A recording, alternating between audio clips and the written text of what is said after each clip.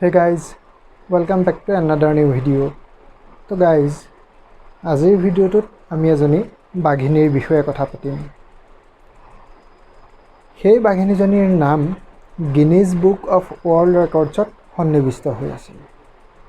তো কি কাৰণেনো এই বাঘিনীজনীৰ নাম গিনিজ বুক অফ ৱৰ্ল্ড ৰেকৰ্ডছত সন্নিৱিষ্ট হ'ল বা এই বাঘিনীজনী কি কাৰণত বিশেষ বা এই বাঘিনীজনীয়ে মানে কি কাম কৰি পেলাই গিনিজ বুক অফ ৱৰ্ল্ড ৰেকৰ্ডছত স্থান লাভ কৰিবলৈ সক্ষম হ'ল বা এই বাঘিনীজনীৰ জন্ম ক'ত বা এই বাঘিনীজনীৰ শেষত কি হ'ল সকলোবোৰ জানিবলৈ বুজিবলৈ আপোনালোকে ভিডিঅ'টো শেষলৈকে চাই থাকক। তো বলক আমি আজি ভিডিঅ'টো আৰম্ভ কৰোঁ। তো গাইজ, এই বাঘিনীজনীৰ বিষয়ে জানিবলৈ আমি 1890 চনলৈ ঘূৰি যাব লাগিব। সেই সময়ত ভাৰততেই হওক বা চুবুৰীয়া দেশ নেপালতেই হওক, এইবোৰ ঠাইত মানে জীৱ জন্তুৰ সংখ্যা যথেষ্ট আছিলে। আজিৰ দিনতকৈ 1000 গুণ বেছি সেই সময়ত জীৱ জন্তুৰ সংখ্যা আছিলে। তো যিহেতু জীৱ জন্তু চৰাই চিৰিকটিৰ সংখ্যা অধিক আছিল, সেই গতিকে সেই সময়ত এই জীৱ জন্তুৱেই হওক বা চৰাই চিৰিকটিয়েই হওক মৰা চিকাৰীবোৰৰ সংখ্যাও বেছি আছিল। কাৰণ সেই সময়ত বৰ্তমানৰ দৰে বন্যপ্ৰাণী সংৰক্ষণৰ ওপৰত কোনো ধৰণৰ আইন কানুন নাছিলে।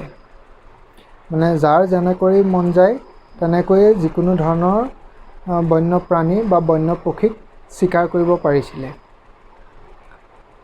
আৰু সেই তেনেকুৱা দিনতেই অৰ্থাৎ 1890 চনতেই নেপালত এবাৰ মানে বহুতো চিকাৰীৰ মাজত এটা প্ৰতিযোগিতা হৈছিলে যে কোনে আটাইতকৈ বেছি জীৱ জন্তুক হত্যা কৰিব পাৰে।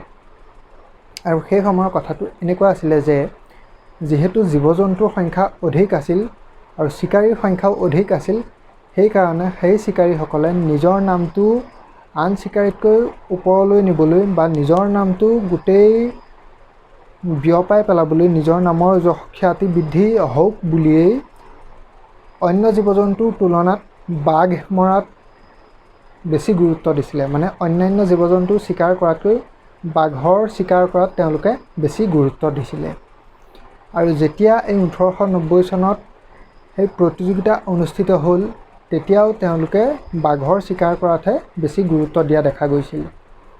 মানে সেই প্ৰতিযোগিতাখন এনেকুৱা আছিল যে যিয়ে বেছি চিকাৰ কৰি আনিব, বা সেই সময়ৰ প্ৰতিযোগিতাবোৰ এনেকুৱা আছিল যে যিয়ে বেছি চিকাৰ কৰি আনিব তেওঁকে পুৰস্কৃত কৰা যাব আৰু সেইজন চিকাৰীকে অন্য চিকাৰীতকৈ মানে শ্ৰেষ্ঠ চিকাৰী বুলি মানে ধৰক ঘোষণা কৰা যায়। সেইকাৰণে সেই সময়ৰ চিকাৰীবোৰে যিমান পাৰে সিমান বাঘ চিকাৰৰ চেষ্টা কৰে। তো এতিয়া আহোঁ আজিৰ কাহিনীৰ এই মূল নায়িকা বাঘিনীজনীৰ কথালৈ। এই 1890 চনত নেপালত অনুষ্ঠিত হোৱা সেই চিকাৰ প্ৰতিযোগিতাতে আমাৰ আজিৰ এই কাহিনীৰ মূল নায়িকা বাঘিনীজনী আঘাতপ্ৰাপ্ত হৈছিলে। মানে তেতিয়া সেই বাঘিনীজনীৰ ওপৰতো এজন চিকাৰীয়ে গুলি কৰিছিলে আৰু সেই গুলীয়ে গৈ বাঘিনীজনীৰ সোঁফালৰ মানে যি দুটা চিকাৰ কৰা দাঁত থাকে, যি দুটা মানে দীঘলীয়া ওপৰফালে আৰু তলফালে যি মুঠ 4টা দাঁত থাকে, সেই 4টা দাঁতৰ এই সোঁফালৰ তলৰ দাঁতটো সম্পূৰ্ণৰূপে ভাঙি পেলাইছিল আৰু ওপৰৰ ফালৰ যিটো দীঘল দাঁত আছিল তাক আধাতে ভাঙি পেলাইছিল। আৰু যেতিয়া বাঘ, সিংহ বা অন্যান্য যিকোনো হিংস্ৰ জন্তুৰ তেনেকুৱা অংগ ক্ষত হৈ যায়, যেনে ধৰক দাঁত ভাগি গ'ল বা যদি নখ বাৰু বেয়া হৈ যায় বা যদি কিবা কাৰণত সিহঁত ভালদৰে দৌৰিব নোৱাৰা হৈ যায় বা শাৰীৰিকভাৱে দুৰ্বল হৈ যায়, অক্ষম হৈ যায়, তেতিয়া সিহঁতে নিজৰ ভোক পূৰাবৰ কাৰণেতো ডাঙৰ ডাঙৰ চিকাৰবোৰ কৰিব নোৱাৰা হৈ যায়। যেনে ধৰক এতিয়া এটা বাঘৰ মানে নিজৰ পেট পূৰাবৰ কাৰণে ডাঙৰ ডাঙৰ চিকাৰৰ প্ৰয়োজন, যেনে ধৰক হৰিণ, ম'হ আদি ডাঙৰ জন্তুবোৰৰ প্ৰয়োজন। কিন্তু যেতিয়া এটা বাঘ বা এটা সিংহই নিজৰ পেট পূৰাবৰ কাৰণে সেই ধৰণৰ চিকাৰবোৰ কৰিব নোৱাৰা হৈ যায়, তেতিয়া সি সহজ চিকাৰৰ সন্ধানত নামে আৰু সি সি ছাগলী, মানুহ বা তেনেকুৱা অন্যান্য জীৱ জন্তু চিকাৰত নামি পৰে। আৰু আমাৰ আজিৰ কাহিনীৰ এই মূল নায়িকা বাঘিনীজনীও সেই গুলীৰে নিজৰ দাঁত ভাগি যোৱাৰ পাছত আদমখোৰ হৈ পৰিছিল, অৰ্থাৎ নৰখাদক হৈ পৰিছিল। আৰু এই নৰখাদক বাঘিনীজনীয়ে পোনপ্ৰথমবাৰৰ বাবে পশ্চিম নেপালৰ উবল নামৰ গাঁওখনৰ থাৰু নামৰ ব্যক্তিজনৰ চিকাৰ কৰিছিল। এই বাঘিনীজনীয়ে নেপালত প্ৰায় 200 মানুহৰ হত্যা কৰিছিল। আৰু যেতিয়া এই বাঘিনীজনীয়ে এজন দুজনকৈ মানুহক হত্যা কৰি গৈ আছিল, তেতিয়া এই বাঘিনীজনী নেপাল চৰকাৰৰ বাবে এক মূৰৰ কামোৰণি হৈ পৰিছিল আৰু নেপালৰ সেই অঞ্চলৰ মানুহখিনিৰ বাবে সেই বাঘিনীজনী হৈ পৰিছিল এক সন্ত্ৰাসৰ অন্য এক কাৰণ। সেই গতিকে নেপাল চৰকাৰে সেই বাঘিনীজনীৰ হত্যা কৰিবৰ কাৰণে বহুতো চিকাৰীক আমন্ত্ৰণ জনাইছিল, কিন্তু কোনো চিকাৰীয়েই সেই বাঘিনীজনীক হত্যা কৰিবলৈ সক্ষম হোৱা নাছিল। আৰু শেষত নেপাল চৰকাৰে নেপাল আৰ্মীক সেই বাঘিনীজনীক হত্যা কৰাৰ দায়িত্ব দিছিল। কিন্তু নেপাল আৰ্মীয়ে এটা বৃহৎ পেট্ৰলিয়াম গোট বনাই সেই বাঘিনীজনীৰ অৱস্থিতি ক'ত সেইটো উমান লৈ পেলাই নেপাল আৰ্মীৰ সেই বৃহৎ পেট্ৰলিয়াম পাৰ্টিটো সেই জংঘলখনত খুব হুলস্থুলীয়া পৰিৱেশ এটাৰ সৃষ্টি কৰি সোমাই আহিছিল, যাৰ ফলত সেই বাঘিনীজনীয়ে ভয় খাই পেলাই শাৰদা নদীত জাপ দিছিল। আৰু সেই শাৰদা নদীয়েদিয়ে সেই বাঘিনীজনী সাঁতুৰি আহি ভাৰতবৰ্ষৰ উত্তৰাখণ্ডৰ পিথোৰাগড়ত প্ৰৱেশ কৰিছিল। আৰু ভাৰতৰ উত্তৰাখণ্ডৰ পিথোৰাগড়ত প্ৰৱেশ কৰাৰ পাছতো এই বাঘিনীজনীয়ে নিজৰ প্ৰবৃত্তি বা নিজৰ চিকাৰ কৰাৰ পদ্ধতি সলনি কৰা নাছিল। এই বাঘিনীজনীয়ে তেতিয়াও মানুহৰেই চিকাৰ কৰি আছিল।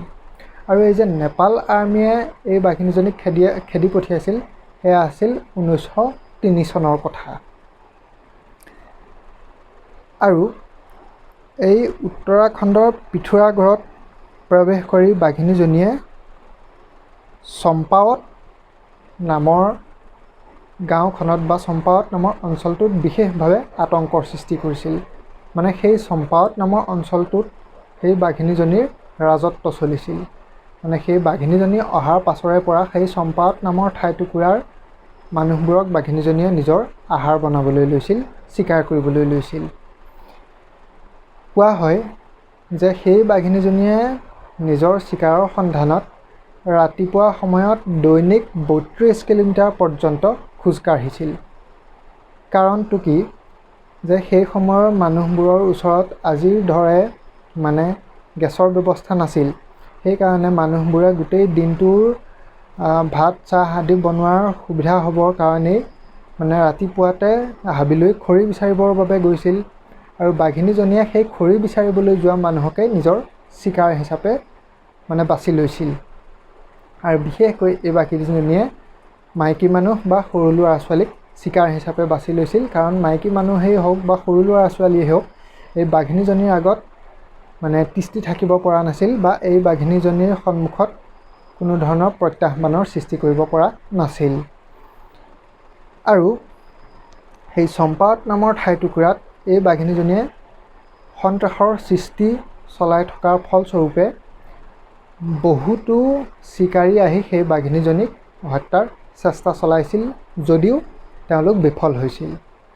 এতিয়া কথাটো হ'ল যে যেতিয়া বহুতো চিকাৰীয়ে সেই বাঘিনীজনীক হত্যাৰ চেষ্টা কৰি ব্যৰ্থ হৈছিল, তেতিয়া চৰকাৰে সেই বাঘিনীজনীৰ ওপৰত এটা পুৰস্কাৰ ৰাখি দিছিল যে যিজন চিকাৰীয়ে সেই বাঘিনীজনীক হত্যা কৰিব পাৰিব, সেইজন চিকাৰীকে এই বিশেষ পুৰস্কাৰেৰে সন্মানিত কৰা হ'ব। এতিয়া সেই চিকাৰৰ লোভতেই বুলিয়েই কওক বা সেই বাঘিনীজনীক মৰাৰ চখ বা হেঁপাহতেই হওক, বহুতো চিকাৰী পুনৰ সেই বাঘিনীজনীৰ সন্ধানত নামি পৰিছিল। সেই সময়ত উত্তৰাখণ্ডৰ নাইনিতাল জিলাৰ ডেপুটি কমিশ্যনাৰ আছিল চাৰ্লছ হেনৰী বাৰ্থহুড। এই চাৰ্লছ হেনৰী বাৰ্থহুড সেই সময়ৰ বিখ্যাত চিকাৰী জিম কৰবেটৰ বন্ধু আছিল। এতিয়া জিম কৰবেটনো কোন? গাইজ, জিম কৰবেট আছিল এজন ইংৰাজ লোক, কিন্তু এই জিম কৰবেটৰ জন্ম নাইনিতালতে হৈছিল আৰু তেওঁ ডাঙৰ দীঘলো এই নাইনিতালতেই হৈছিল। আৰু এই জিম কৰবেটে জংঘল আৰু জীৱ জন্তুৰ ওপৰত বিশেষ জ্ঞান আছিল। এই জিম কৰবেট নামৰ চিকাৰীজনৰ জীৱ জন্তু আৰু জংঘলৰ ওপৰত বিশেষভাৱে জ্ঞান আছিল। আৰু এই চাৰ্লছ হেনৰী বাটফুট নামৰ নাইনিতালৰ ডেপুটি কমিশ্যনাৰজন এদিনাখন নিজৰ বন্ধু জিম কৰবেটৰ ঘৰলৈ গৈছিল। আৰু দুয়োজন বন্ধুৱে কথা পাতি থকাৰ সময়তে কথা প্ৰসংগত এই বাঘিনীজনীৰ কথাও ওলাইছিল। আৰু এই বাঘিনীজনীৰ কথা ওলাওঁতে জিম কৰবেটে নিজৰ বন্ধু নাইনিতালৰ ডেপুটি কমিশ্যনাৰ চাৰ্লছ হেনৰী বাটফুটৰ সন্মুখত দুটা প্ৰস্তাৱ ৰাখিছিল যে যদি তুমি এই বাঘিনীজনীৰ ওপৰত থকা এই পুৰস্কাৰটো আঁতৰাই দিয়া আৰু তাৰ লগে লগে দ্বিতীয় চৰ্তত যদি তুমি এই বাঘিনীজনীক হত্যা কৰিবলৈ অহা সকলো চিকাৰীকে তেওঁলোকৰ অভিযানৰ পৰা উভতাই মাতি পঠিওৱা, তেতিয়াহ'লে মই এই বাঘিনীজনীক হত্যা কৰিব পাৰিম। আৰু চাৰ্লছ হেনৰী বাটফুটে জিম কৰবেটৰ এই দুটা চৰ্ত মানি লৈছিল আৰু তেওঁক এই বাঘিনীজনীক হত্যা কৰাৰ বাবে আমন্ত্ৰণ জনাইছিল। আৰু নিজৰ বন্ধুৰ অনুৰোধ ৰক্ষা কৰি জিম কৰবেট এই বাঘিনীজনীক হত্যা কৰাৰ বাবে প্ৰস্তুত হৈছিল বা চিকাৰ কৰাৰ বাবে প্ৰস্তুত হৈছিল। কিন্তু জিম কৰবেটৰ লগত চাৰ্লছ হেনৰী বাটফুটৰ এই সাক্ষাৎকাৰ হোৱাৰ 5 দিনৰ পাছতেই জিম কৰবেটে খবৰ পাইছিল যে এই বাঘিনীজনীয়ে পুনৰ এজনী মহিলাক নিজৰ চিকাৰ হিচাপে ভক্ষণ কৰিছিল, এজনী মহিলাক চিকাৰ কৰিছিল। আৰু খবৰ পোৱা মাত্ৰকে তেওঁ চম্পাৱতলৈ ৰাওনা হৈছিল। চম্পাৱত গৈ পোৱাৰ দুদিনৰ পাছত জিম কৰবেটে পুনৰ গম পাইছিল যে বঞ্জাৰ নামৰ গাঁওখনৰ এজনী 16 বছৰীয়া ছোৱালী, যিজনী ছোৱালীৰ নাম আছিল প্ৰেমিকা দেৱী, সেই ছোৱালীজনীক বাঘিনীজনীয়ে পুনৰ চিকাৰ কৰে। আৰু খবৰ পোৱাৰ মাত্ৰকে জিম কৰবেটে তৎক্ষণাত নিজৰ ৰাইফলটো লৈ সেই বাঘিনীজনীৰ সন্ধানত ওলাই গৈছিল। আৰু য'ত সেই বাঘিনীজনীয়ে সেই ছোৱালীজনীৰ হত্যা কৰিছিল, সেই ঠাইটুকুৰা পোৱাৰ পাছত সেই বাঘিনীজনীয়ে ছোৱালীজনীৰ যি ঠাইত চিকাৰ কৰিছিল সেই ঠাইত তেজৰ ডুঙা বান্ধি থকা দেখিবলৈ পাইছিল। আৰু বাঘিনীজনীয়ে ছোৱালীজনীক চুচুৰাই নিওঁতে সেই ছোৱালীজনীৰ গাৰ পৰা যিবোৰ তেজ পৰি গৈছিল, সেই তেজৰ পিছা কৰিয়ে গৈ জিম কৰবেটে সেই ছোৱালীজনীৰ হাড়মূৰবোৰ বিচাৰি পাইছিলগৈ। বাঘিনীজনীয়ে ইতিমধ্যে সেই ছোৱালীজনীক খাই প্ৰায় শেষ কৰিছিল। আৰু জিম কৰবেট গৈ সেই ছোৱালীজনীৰ হাড়মূৰবোৰৰ ওচৰত উপস্থিত হৈ সেই ছোৱালীজনীৰ সেই হাড়মূৰবোৰ ভালদৰে লক্ষ্য কৰি আছিল। আৰু তেনেকুৱা সময়তে অতৰ্কিতে জংঘলৰ পৰা ওলাই সেই বাঘিনীজনীয়ে জিম কৰবেটৰ ওপৰত আক্ৰমণ কৰিবলৈ চোচা লৈছিল। কিন্তু যিহেতু জিম কৰবেট এজন সুদক্ষ চিকাৰী আছিল, গতিকে তেওঁ ভয় নকৰি নিজৰ বন্দুকটো উলিয়াই পেলাই দুইজাই গুলী সেই বাঘিনীজনীলৈ লক্ষ্য কৰি মাৰি পঠিয়াইছিল। কিন্তু দুৰ্ভাগ্যক্ৰমে বাঘিনীজনীৰ গাত এটা গুলীও লগা নাছিল। কিন্তু সেই গুলীৰ শব্দত বাঘিনীজনীয়ে ভয় খাই সেই ঠাইৰ পৰা আঁতৰি গুচি গৈছিল। আৰু বাঘিনীজনীয়ে হঠাৎ অতৰ্কিতে কৰা আক্ৰমণৰ পৰা জিম কৰবেটে গম পাই গৈছিল যে এই বাঘিনীজনীৰ মানুহৰ প্ৰতি থকা ভয় মনৰ পৰা সম্পূৰ্ণৰূপে নোহোৱা হৈ গৈছে। আৰু সেই ঘটনাৰ পাছত জিম কৰবেট গাঁৱলৈ উভতি আহিছিল আৰু সেই চম্পাৱত গাঁওখনৰ তেহচিলদাৰৰ সৈতে লগ হৈ পাছদিনাখন পুনৰ সেই জংঘলত বাঘিনীজনীক হত্যা কৰাৰ বাবে যোৱাৰ সিদ্ধান্ত লৈছিল আৰু তেহচিলদাৰক মানুহ গোটাবৰ বাবে অনুৰোধ জনাইছিল। আৰু পাছদিনাখন তেহচিলদাৰে প্ৰায় 300জন মানুহক সেই জিম কৰবেটৰ লগত জংঘললৈ যাবলৈ সাজু কৰিছিল। এতিয়া এই 300জন মানুহে য'ত বাঘিনীজনী আছিল সেইখন জংঘলত সোমাই গোটেই হৈ হুলস্থুল চিঞৰ বাখৰ কৰি বিভিন্ন ধৰণৰ বাদ্যযন্ত্ৰ বজাই এনেকুৱা এটা পৰিৱেশৰ সৃষ্টি কৰি দিছিল যাতে সেই বাঘিনীজনী বাধ্য হৈ পেলাই জিম কৰবেটৰ সন্মুখলৈ বা সেই মানুহবোৰৰ সন্মুখলৈ আহিবলৈ বাধ্য হৈ পৰে আৰু তেওঁলোকে বিচৰা ধৰণে হৈছিল। এই বাঘিনীজনীয়ে ইমানবোৰ মানুহে কৰা হৈ হুলস্থুলত ভয় খাই মানুহৰ সন্মুখলৈ ওলাই আহিছিল আৰু জিম কৰবেটে সেই বাঘিনীজনীক দেখা মাত্ৰকেই নিজৰ বন্দুকেৰে 2 জাঁই গুলি কৰিছিল। প্ৰথম জাঁই গুলীয়ে সেই বাঘিনীজনীৰ কান্ধত ভেদিবলৈ সক্ষম হৈছিল আৰু দ্বিতীয় জাঁই গুলি সেই বাঘিনীজনীৰ বুকু ভেদিছিল। যদিও দুটাকৈ গুলি সেই বাঘিনীজনীৰ গাত লাগিছিল, তথাপিতো কিন্তু বাঘিনীজনী মৃত্যু হোৱা নাছিল আৰু জিম কৰবেটৰ বন্দুকত সেই সময়ত দুটাহে গুলি একে সময়তে মাৰিব পৰাৰ ব্যৱস্থা আছিল। সেইকাৰণে যিহেতু বাঘিনীজনী ক্ষান্ত হোৱা নাছিল, গতিকে তৎক্ষণাত জিম কৰবেটে নিজৰ বন্দুকটো থৈ সেই তেহচিলদাৰৰ বন্দুকটো লৈ পেলাই পুনৰ সেই বাঘিনীজনীক লক্ষ্য কৰি গুলি কৰিছিল আৰু তেহচিলদাৰজনৰ বন্দুকেৰে কৰা গুলিটোৱে গৈ সেই বাঘিনীজনীৰ হাতোৰাত আঘাত কৰিছিল আৰু সৰ্বমুঠ এই 3টা গুলি লগাৰ পাছতহে সেই বাঘিনীজনী ধৰাশায়ী হৈ জিম কৰবেটৰ পৰা প্ৰায় 20 ফুট আঁতৰত মৃত্যুমুখত পৰিছিল। আৰু জিম কৰবেটে এই বাঘিনীজনীক হত্যা কৰি দিয়াৰ ফলস্বৰূপে সেই গাঁৱৰ মানুহখিনিয়ে জিম কৰবেটক সন্মান জনাবৰ বাবেই সেইদিনা ৰাতি গোটেই ৰাতিটো ফূৰ্তি কৰিছিল আৰু জিম কৰবেটক তেওঁলোকে বিভিন্ন ধৰণে সা-সন্মান জনাইছিল।